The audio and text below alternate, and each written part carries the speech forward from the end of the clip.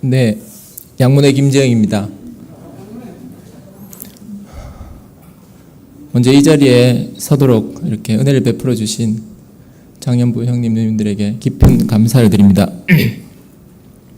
사실 제가 이제 학생들만 이렇게 만나서 상대를 하다 보니까 이렇게 어른들, 저보다 나이 드신 분들에게 이렇게 마주하고 말씀드리기가 제 개인적으로는 상당히 어렵고 또 조심스럽기도 하고 주저가 되었습니다만, 하나님이 제게 주신 소중한 기회로 여기고 제가 받은 은혜, 하고 싶은 얘기를 좀 하도록 하겠습니다.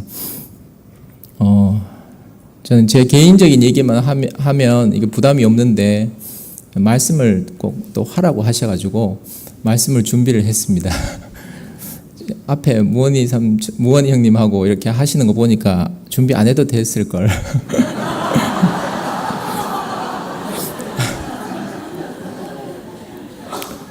너무 말씀에 이렇게 골몰을 해가지고 조금 상당히 긴장이 됩니다만, 지금 수요일 날 그 마태복음 하고 있는데 그게 마침 이제 막바지에 다다른 것 같습니다. 저는 참 참석을 못 하고 있는데 그 마지막 말씀을 함께 나누기 원합니다. 마태복음 28장 18절에서 20절까지 제가 읽고 하겠습니다. 예수께서 나와 일러 가라사대 하늘과 땅의 모든 권세를 내게 주셨으니 그러므로 너희는 가서 모든 족속으로 제자를 삼아 아버지와 아들과 성령의 이름으로 세례를 주고 내가 너희에게 분부한 모든 것을 가르쳐 지키게 하라. 볼지어다 내가 세상 끝날까지 너희와 항상 함께 있으리라 하시니라. 마태복음의 마지막 말씀입니다. 부활한 예수님이 제자들에게 하신 마지막 말씀이고 당부입니다. 예수 그리스도의 죽으심으로 말미암아 휘장이 위에서부터 아래까지 찢어졌고 땅이 흔들리고 바위가 터지고 무덤이 열리고 잠자던 많은 성도들이 일어나 걷게 되었습니다. 예수님은 그때부터 그때 제자들에게 형제여 라고 부르시고 갈릴리로 가서 만나자 그렇게 말씀하셨습니다. 이것은 2000년 전에 일어났던 일이 아니고 우리가 교회 안에서 보고 있는 부활의 실제적인 사건입니다. 우리는 이 부활의 실제를 교회 안에서 누리고 있습니다. 이 모든 과정을 우리는 똑똑히 교회 안에서 보아왔고 지금도 보고 있습니다. 우리는 오늘 갈릴리에 모여 있습니다.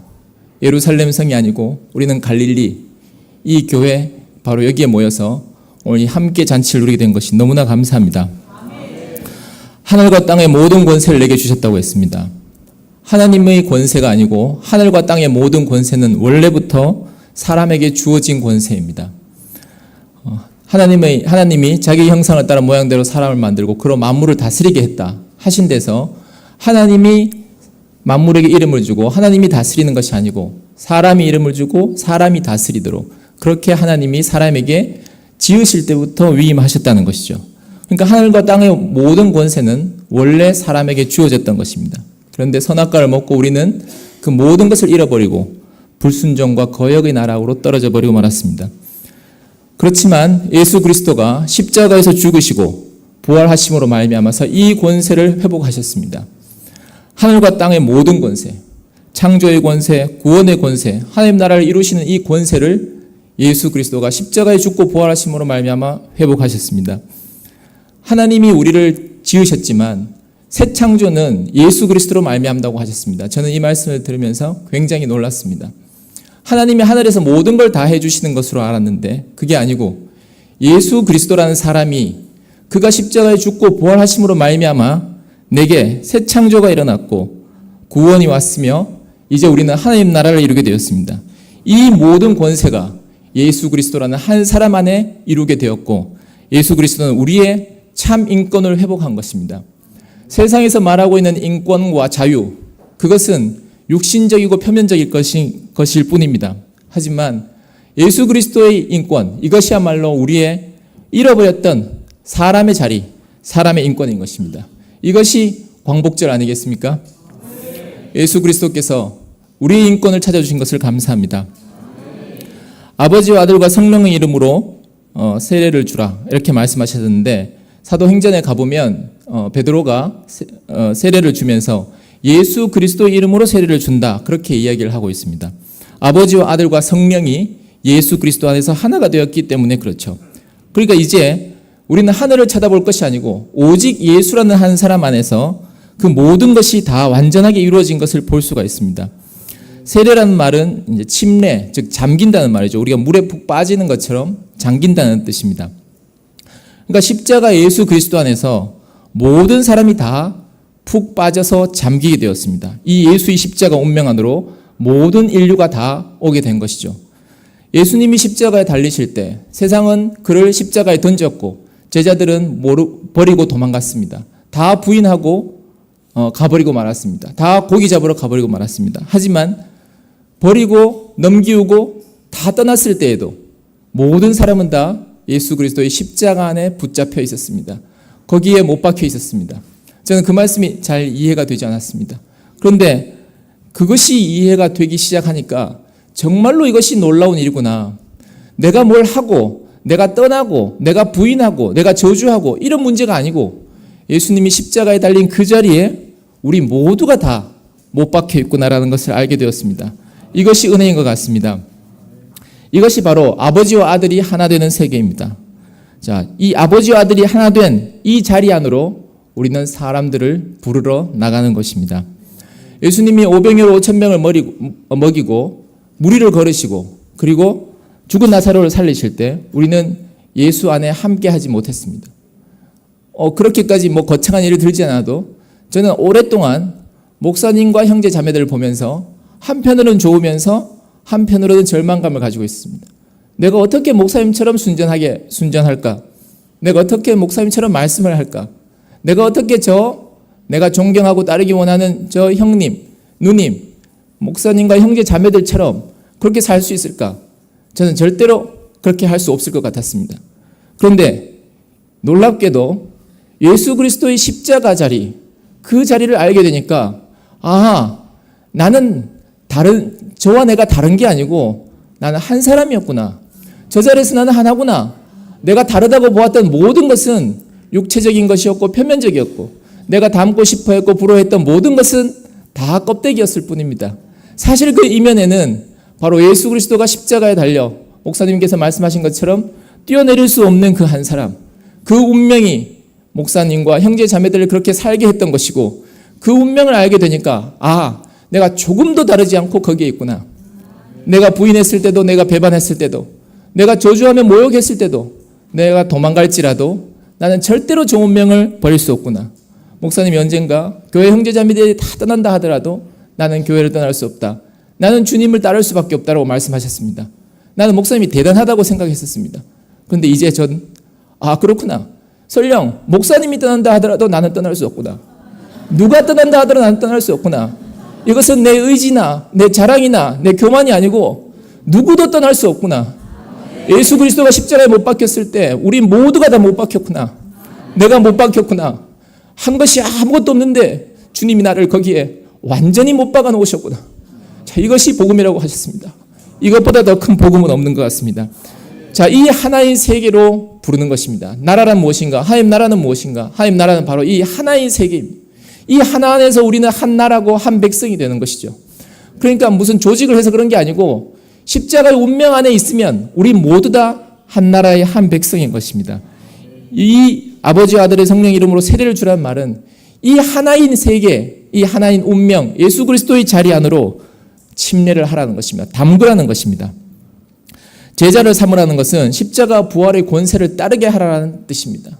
자, 우리는 무엇을 따라왔는가? 나는 목사님 따라왔다. 나는 이모 따라왔다. 나는 삼촌 따라왔다. 물론 그렇습니다. 표면적으로 그렇습니다. 하지만 결국 우리는 죽음과 부활하심, 그 권세를 따른 것입니다. 어떤 것도 우리를 유혹할 수 없고 어떤 것도 우리를 다른 곳으로 이끌 수 없습니다. 우리는 여기에 못 박혔고 우리는 눈이 고정되었습니다. 죽고 다시 사심, 그것이 우리를 이곳으로 이끈 것입니다. 어떤 미사역을 동원한다 하더라도 다른 것은 없습니다.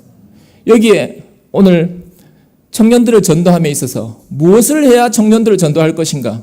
우리는 어떻게 청년들이 좋아하는 것을 우리는 갖출 것인가? 여기에 그런 것은 없습니다. 이 갈릴리에 그들이 좋아할 만한 건 없습니다. 세상이 부러워할 만한 것은 아무것도 없습니다. 여긴 단지 예수 그리스도가 죽은 것이고 거기서 다시 사신 것입니다.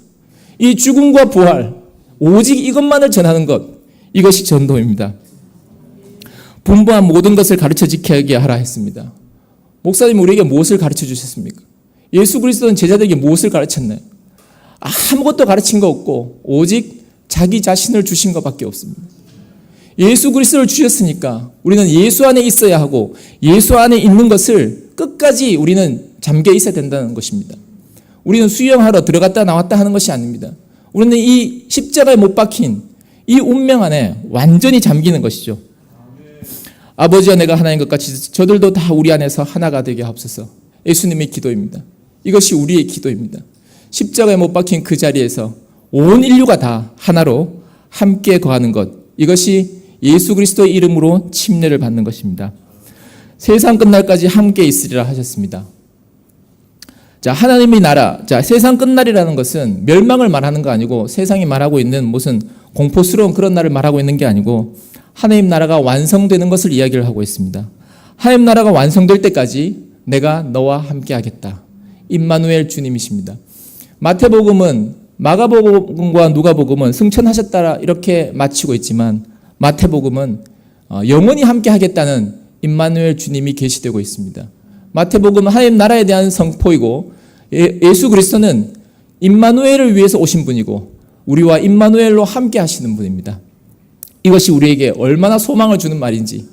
우리는 연약한 육체를 가지고 있고 때로 두렵고 때로 흔들리고 때로 우리는 밑으로 떨어지기도 합니다. 하지만 이 말씀은 우리로 하여금 무궁한 소망을 갖게 합니다.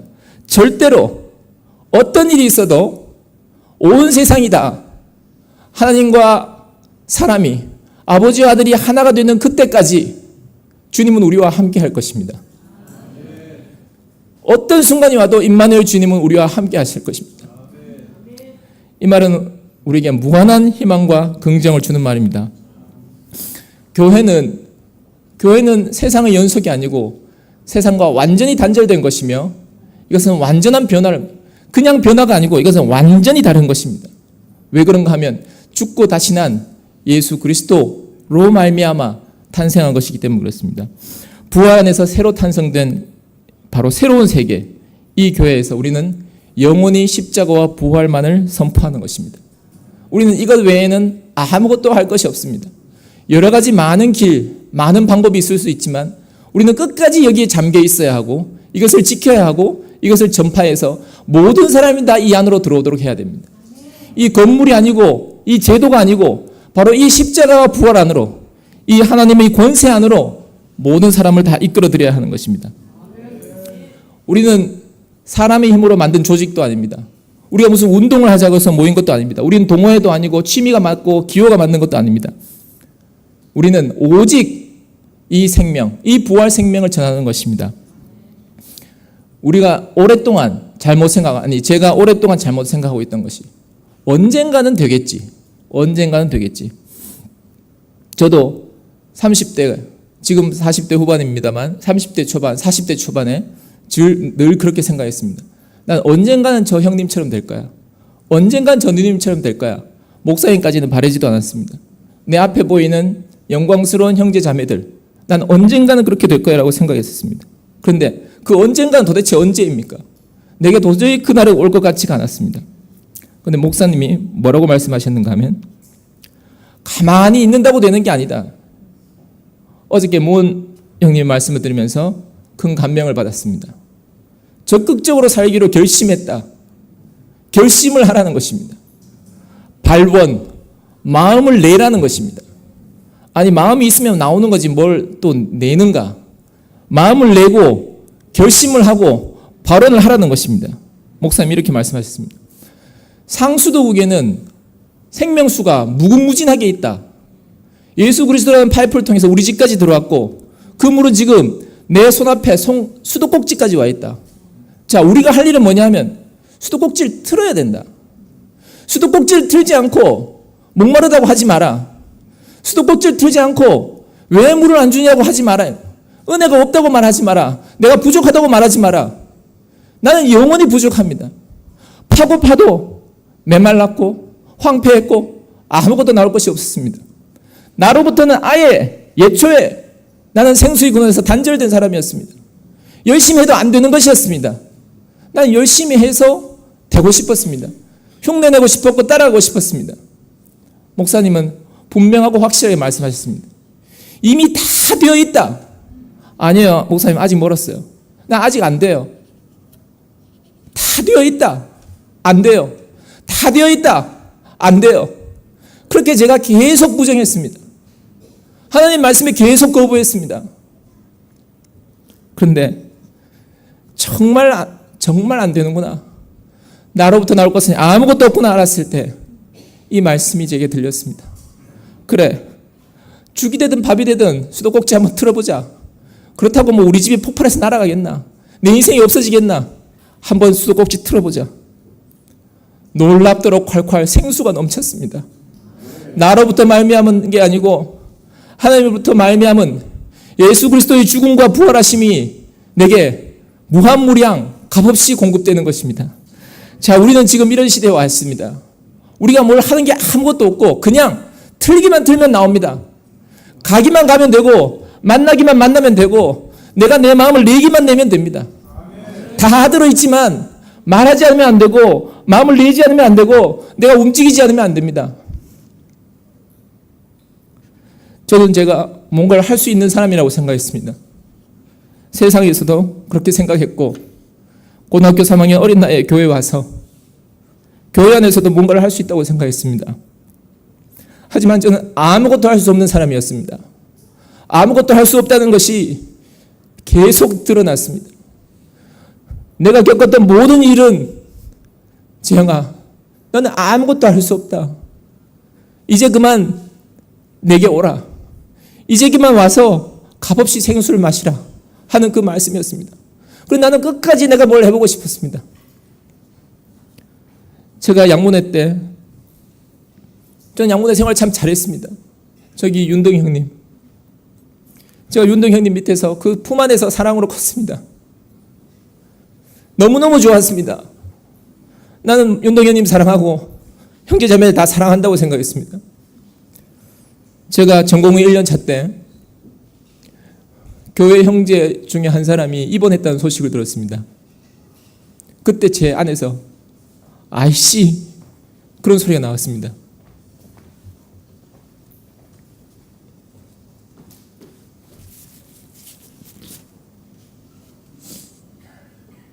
틈만 나면 자고 싶고 숨고 싶고 그럴 때였습니다. 정말 힘든 시간이었습니다. 우리 교회 형제 자매가 입원을 한다면 내가 거기 가서 한 번이라도 찾아봐야 되는데 전 그게 싫었던 거죠. 본능적으로 나도 모르게 내 안에서 욕이 튀어나왔습니다. 이 세상에 모든 것이 다 없어도 나는 목사님과 형제자매를 사랑한다고 생각했습니다. 그냥 어린 나이에 순수하게 그렇게 생각했습니다. 그런데 내 안에 사랑이 없었습니다.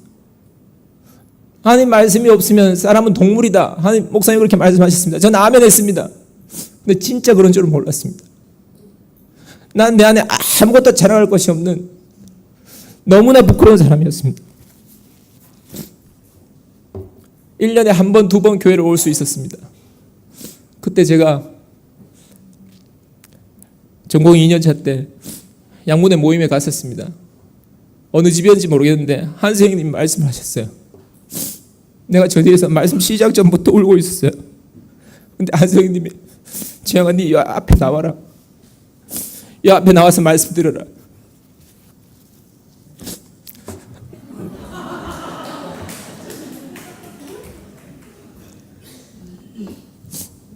한 선생님이 그때 무슨 말씀했는지 하나도 기억나지 않습니다. 근데 나는 나를 아시는 분 앞에 있었는데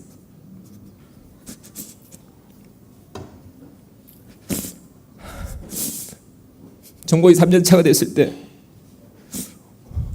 울산에서 여름 집회를 할 때였습니다. 여름 집회 가서 나는 내 마음이 너무 차가워져서 다시는 교회로 못 돌아갈 것 같아서 말씀을 들어도 내 가슴이 다시는 뛰지 않을 것 같았습니다. 나는 하나님께 버려졌다고 생각했고 나는 시궁창에서 뒹굴고 있었습니다.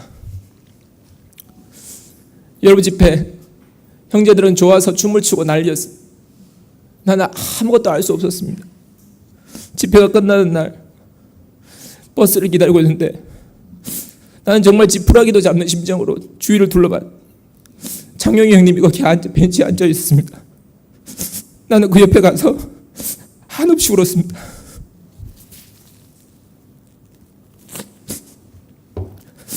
나는 목사님께 찾아갔습니다. 목사님, 이제 제가 교회를 위해서 살겠습니다. 제가 교회를 생각하면서 그렇게 살아보겠습니다. 목사님이 냉정하게 잘라서 말했습니다. 영원히 빛나는 나라를 봐야지. 나는 늘 어두웠고 잠깐 밝았다가 다시 불이 꺼지는 그런 불량 형광등이었습니다. 그런데 교회는 항상 빛나고 있었습니다. 내 눈에 그게 안 보였습니다. 나는 나만을 바라보는 사람이요, 교회를 도저히 알 수가 없었습니다. 하늘에서 내려오는 거룩한 성 예루살렘, 그 교회를, 목사님이 말씀하시는 그 교회를 저는 알 수가 없었고 볼 수가 없었습니다. 모든 말씀은 그리로 향하고 있었습니다.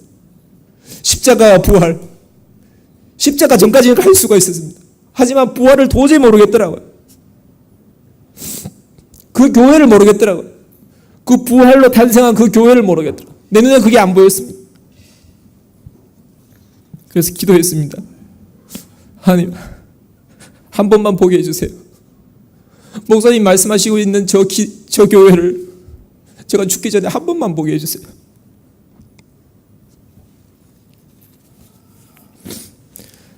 제가 전공의를 졸업할 때 군대 훈련 갔을 때 목사님한테 편지를 썼습니다. 의례적으로 다 쓰는 거죠. 쓰라고 하니까 쓰는 거죠. 그때 그렇게 적었습니다. 목사님과 형제 자매들이 기뻐하는 사람이 되고 싶습니다. 목사님과 형제 자매들이 기뻐하는 그런 삶을 살고 싶습니다. 목사님이 무한한 축복으로 화답하셨습니다. 저는 그래서 그렇게 사는 게 맞다고 생각했습니다. 그래, 내가 말씀을 못 알아듣고 내 마음이 차가워져도 나는 그렇게 살아야 되겠다. 목사님이 맞다고 하시니까 내가 알 수 있는 그 길을 가자. 울릉도에 가게 됐습니다. 공중보건으로 울릉도 가게 됐는데 목사님이 저보고 울릉도에 가서 교회를 세우라 했습니다. 저는 속으로 이게 무슨 뚱딴지 같은 소리인가. 나는 가족들 식사하는 자리에서 이제 내가 다시 술을 마시지 않겠습니다. 그렇게 말했던 사람입니다. 왜냐하면 전공의 때 술을 너무 많이 마셨어요. 그런 수준이었습니다. 그런데 교회를 세우라니.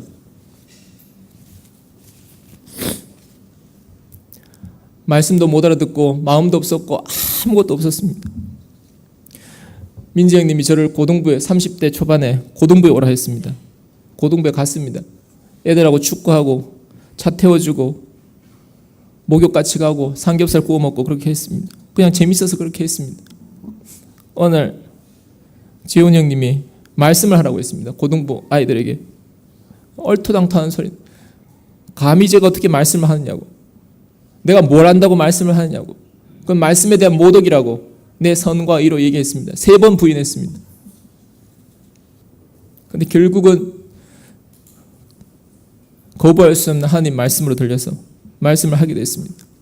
그냥 앵무새가 그냥 벌벌 떨면서 목사님 하신 말씀 고등부 아이들에게 했었습니다. 나도 모르는 말을 했었습니다. 그렇게 살던 어느 날 제 인생이 뒤집어지는 일이 생기게 됩니다. 2008년도에 지환 형이 사랑방에 대리기사 합니다. 그런 얘기 올렸습니다. 우연히 식사를 하는 자리에서 주석이 형제, 저 지환이 형하고 이렇게 우리 또래들이 모였습니다. 그런데 창세기 형님들이 순회를 가시는데 운전할 사람이 없다 하더라. 그때 우리가 마음에 큰 부담을 가지게 되었습니다. 말씀도 할 수 없고 말씀도 못 알아듣고 아무것도 할 수 없고 이 많은 은혜를 받았음에도 불구하고 교회에서 우리는 그냥 아직도 갓난아기처럼 나이 40이 되었는데 아직도 갓난아기처럼 그렇게 살고 있었을 때였습니다. 그래, 운전이라도 하자. 그 한마디 말이 하나님이 내게 주신 신호였고 바람이었습니다. 그 말씀이 제게 들렸다는 것이 얼마나 감사한지 모르겠습니다. 하나님이 제게 기회를 주셨습니다. 그때 제가 몇 년 따라다녔습니다. 여기 있는 장세기 형님들 운전해서 구미도 가고 울산에도 가고 했습니다. 말씀도 못 알아듣고 간증 한마디 못했지만 너무 행복했습니다. 여기 우리 병원 원장님 와 계신데 원장님 아들 명수가 의과대학에 들어갔습니다. 내가 은혜를 많이 입었는데 뭐 갚을 길은 없고 명수 만나서 밥이라도 사줘야 되겠지 해서 만나는 게 제가 하고 있는 올리브나무 모임의 시작입니다. 그때 제가 그 말씀이 생각났습니다. 제가 의예과생일 때, 그러니까 20년 전의 얘기입니다. 목사님이 어느 형제 보고 의대생에게는 의사가 가야 된다 그런 말을 하셨습니다. 저는 목사님이 등 뒤에 있었습니다. 근데 어느 날 그 말씀이 생각났습니다. 그래, 바로 저거야. 저게 내게 하신 말씀이야. 저건 내 말씀이야. 저건 내 거야. 내가 간다. 그때부터 제가 올리브나무를 하게 됐는데 처음에 그렇게 생각했습니다. 실적으로 말하겠다. 다 필요 없고 한 놈이라도 여기 데려오겠다. 그렇게 되기 전까지 간증하지 않겠다. 아무것도 하지 않겠다. 뭐 하기 전까지는 자지도 먹지도 않겠다고 했던 것처럼 그냥 데려오면 된다. 그냥 아무것도 필요 없이 그냥 여기 데려오기만 하면 된다. 아무것도 할 필요 없이 그냥 질질질 끌더라도 멱살을 잡더라도 그냥 여기 데려오면 된다. 실적으로 말하겠다고 생각했습니다. 그런데 실적이 없습니다.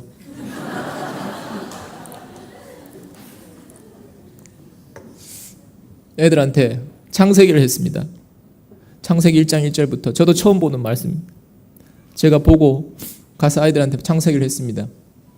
여기서 했던 말씀 저기서 또 하고 저기서 또 하고 또 하고 또 하고 창세기를 몇 번을 했습니다. 그런데 저는 창세기 하고 있는데 교회는 자꾸 변하더니 출애굽기를 하더니 레위기, 민수기, 신명기까지 다 해버렸습니다. 큰 좌절감을 맛보게 됐습니다. 교회는 흘러가고 있었고 저는 정체되고 있는 것 같았습니다.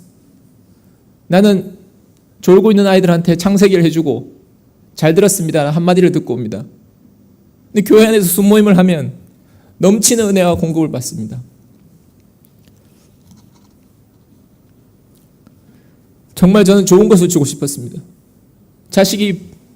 부모가 자식에게 뱀을 주겠냐 한 것처럼 저는 부모는 아니지만 부모 마음으로 정말 좋은 걸 주고 싶었습니다. 내게 가장 좋은 것을 주고 싶었습니다. 하지만 내 생각과 내 조급함, 내 미성숙함 때문에 상처를 주기도 하고 누군가를 교회를 못 나오기도 됐습니다.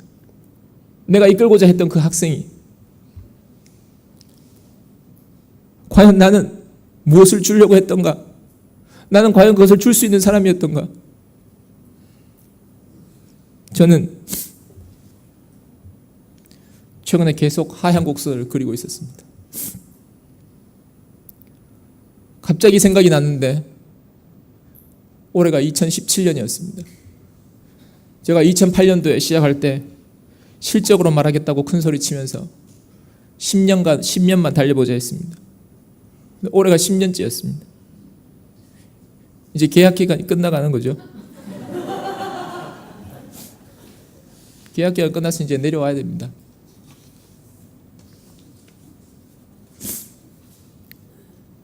(2008년도) 벽두의 목사님께서 올해는 전도회라고 하셨습니다. 전도회.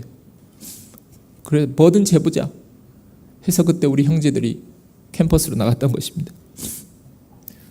목사님 처음부터 끝까지 지금까지 마지막까지 복음을 전파 이것을 외치고 있습니다. 물론 복음 전파가 캠퍼스 전도도 아니고 양문회를 지원하는 게 복음 전파는 아닙니다. 아까 말씀인들이 다 하셨지만 전쟁이라고 해서 다 총들여야 되는 건 아니죠. 밥도 하고 빨래도 하고 다 각자의 위치와 역할에서 다양한 복음 전파 방법이 있을 겁니다. 하지만 분명하고 확실한 것은 주님의 마지막 지상 명령, 그가 마지막 하신 말씀은 전하라는 것입니다. 목사님의 마음은, 목사님의 말씀은 나를 대신해서 전하라는 것입니다. 여기는 한치의 양보가 있을 수 없습니다. 이건 너무나 뚜렷하고 명백한 사실입니다. 얼마 전에 목사님이, 제가 밤에 목사님 집에 가끔 지금 편찮으셔서 가는데 목사님이 너 어디 갔다 오냐 그래서 그냥 모임하고 왔습니다. 그래서 너 요즘 멀리 안 다니지? 그랬어요. 그래서 저는 얼버무렸습니다. 목사님, 제가 고속도로 타고 멀리 다니고 자꾸 그렇게 다니는 것, 내가 나를 걱정해서도 이기도 하고 실적이 없잖아요.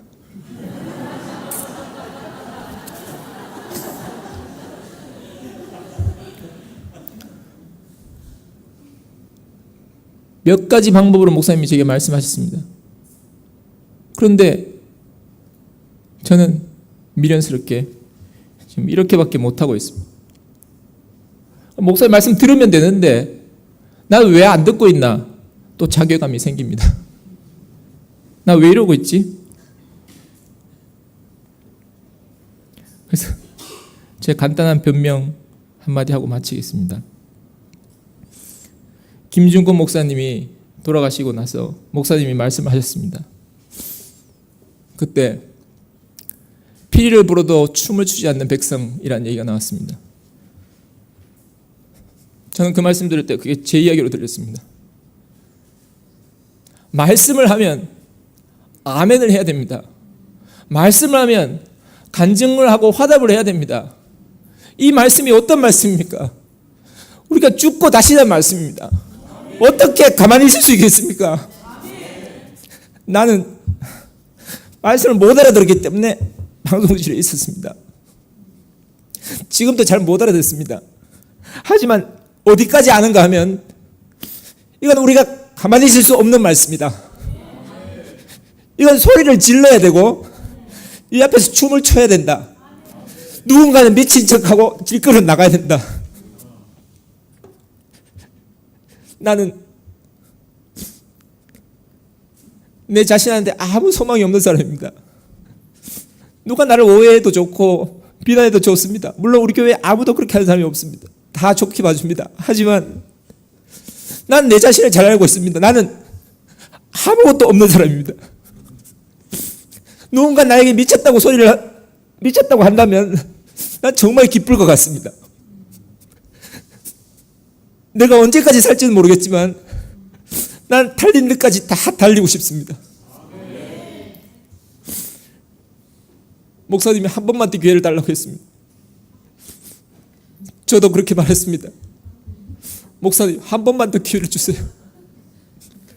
내가 목사님 얼굴 보고는 얘기 못했습니다. 목사님 딱 5년만 더 달리게 해주세요. 5년만 연장 계약. 목사님, 아직은 아닙니다. 아직 저 달릴 수 있습니다. 달릴 수 있습니다. 제가 못 달리게 된다면 못 달릴 것입니다. 당연히 그만둘 것입니다. 많은 생각을 했습니다. 나는 올리브나무를 그만두고 양문에 올인해야 되는 거 아닌가? 난 수요일날 교회로 와야 되는 거 아닌가? 그냥 제 마음대로 하는 거고 목사님 말도 안 듣고 하나님 말씀도 모르고 그냥 제 멋대로 하는 겁니다. 그냥 미친 척하고 그냥 달리는 겁니다. 하지만 언제라도 내려오라 하면 내려갑니다. 목사님이 오늘 오라고 하면, 하나님이 오늘 부르신다면 꼼짝없이 예수님이 그러셨던 것처럼, 목사님과 형제 자매들이 제 앞에 보여주셨던 것처럼 저도 제 발걸음 멈추고 이 무익한 종을 써주셔서 감사하다고, 아무 소득 없지만 내 인생을 이렇게 행복하게 달리게 해주셔서 감사하다고 말하겠습니다. 나는 나를 찾아온 나의 하나님, 나를 찾아온 나의 주님을 알고 있습니다. 목사님과 형제 자매들을 알고 있습니다. 난 성경을 모르는 사람입니다. 하지만 확실하고 분명하게 하나님이 얼마나 좋으신 분인지, 그가 얼마나 자비롭고 은혜로우신지, 우리를 어떻게 죽음에서 살리셨는지를 확실하게 얘기할 수 있습니다. 나는 단 한 사람이라도 그 사람에게 이 나의 주님을 보여주고 싶습니다. 단 한 사람. 전 늘 그런 희망을 갖고 꿈을 꿉니다. 어디인가 나 같은 놈이 있을 거다. 캄캄한 밤에 울고 있고 울어도 목소리도 나오지 않고 아무리 불러도 아무도 돌아보지 않는 그런 불쌍한 영혼이, 나 같은 놈이 어딘가는 있을 거다. 나는 하나님이 제게 은혜를 허락하신다면 그 친구를 만나게 될 거라고 생각합니다.